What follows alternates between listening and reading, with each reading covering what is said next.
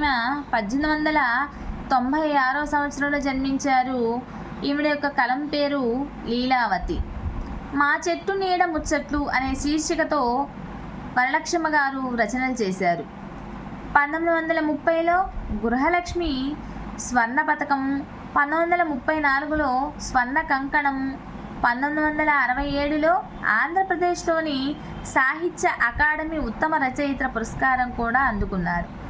గుడివాడలో జరిగినటువంటి సప్తతి మహోత్సవ సన్మాన సభలో కవితా ప్రవీణ అనే బిరుదును, 1975లో ప్రపంచ ప్రథమ తెలుగు మహాసభల స్వర్ణ ఫలకాన్ని, తామ్రపత్రాన్ని, బహుమతిని అందుకున్నారు.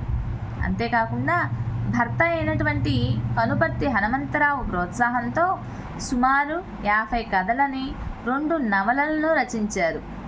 ఇక విశేషాల్లోకి వెళ్తే భారతి, గృహలక్ష్మి, అనసూయ, వినోదవాణి, ఆనందవాణి మొదలైనటువంటి పత్రికల్లో ఈవిడ రచనలు చేశారు.